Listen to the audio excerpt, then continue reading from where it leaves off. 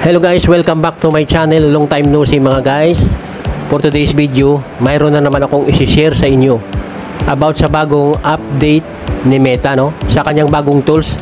So guys, kung familiar kayo dito sa bagong tools ni Meta, o kung na-invite na kayo, ito yung affiliate partnership program ni Meta, no, sa Shopee.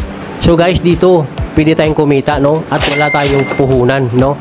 Wala kang puhunan dito, pwede kang kumita. So guys, paano tayo ma-invite dito at kung ano-ano bang mga requirements dito. So ituturo ko sa inyo sa araw na ito guys. So stay tuned lang guys sa ating channel, no, para alam mo kung paano gawin at paano sumali sa affiliate program ni Shopee. So guys, magpakilala muna tayo. Let's go!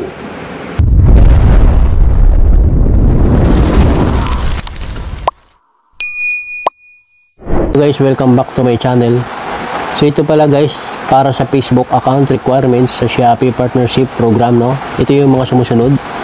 Number 1, kailangan mo magkaroon ng isang aktibong Facebook page na may hindi bababa sa 1,000 followers. So kailangan naka 1,000 followers kayo guys. Number 2, aktibidad sa page. So dapat may kahit isang post sa Facebook page mo sa loob ng nakaraang 14 days, no, na araw bago ka mag-apply. So kailangan guys, no, may isang post ka lang, no, sa Facebook page mo, no, within 14 days, no, bago ka mag-apply. So number 3, lokasyon. So kailangan mong nakabase sa Pilipinas para maging kwalipikado sa programa. So kailangan nakabase tayo sa Pilipinas, no, para makasali tayo sa partnership program. So number 4, content at engagement. So siguraduhin ang content mo ay umaayon sa mga patakaran ng Facebook at Shopee. So kailangan sundin natin yung guidelines ni Shopee at ni Facebook, no, para sa partnership program. Panghuli, siguraduhin sundin mo ang mga guidelines at terms ng Shopee Partnership Program para sa matagumpay na aplikasyon. Good luck. So yun guys, no, ito yung mga para sa Facebook account na mga requirements, no, kung paano sumali sa Shopee Partnership Program. So guys, para pala sa pag-apply sa Shopee Affiliate Program, sundin ang mga sumusunod na hakbang. So ito guys, no, isa-isahin natin. Number 1, lumikha ng Shopee account. Kung wala ka pang account, pumunta sa Shopee website o app at mag-sign up. Kung mayroon ka na, mag-login na lang. Number 2, pumunta sa Shopee Affiliate Program website.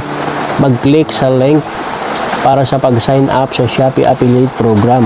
Number 3, punan ang application form, no? So i-fill upan mo, i-input ang iyong personal na impormasyon tulad ng pangalan, email, kailangan ang email address mo aktibo, at detalye ng inyong social media platforms, no? So mga details kailangan i-fill upan mo. Number 4, kailangan verify ang inyong email address, no? Tingnan ang inyong email box, email inbox o spam folder para sa verification link. So kailangan ma-verify mo na yan ang email mo, no? Number 5, idagdag ang inyong social media platforms. So ilagay ang URL ng inyong pangunahing social media account at hanggang 9 pang iba. So ito guys, no, kailangan alam mo naman siguro yung URL nyo, no? Kailangan ilagay mo doon, no, para madali kang makalink, no, sa Shopee Partnership Program. So number 6, piliin ang mga kategorya na gusto mo i-promote.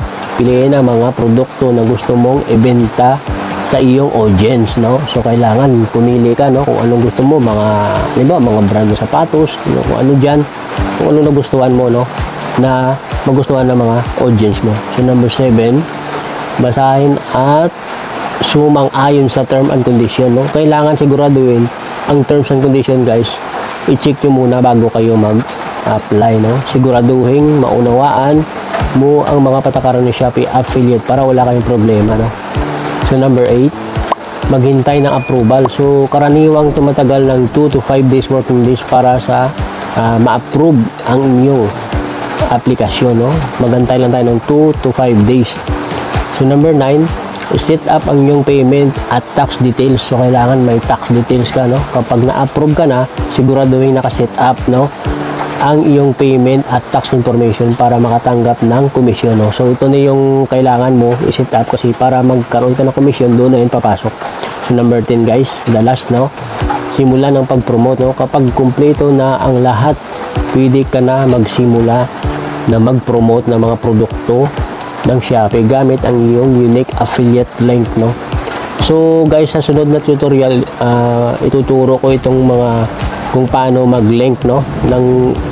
Paano mag-post ng inyong pinopromote na product sa Facebook, no? Gamit ang unique affiliate link, no?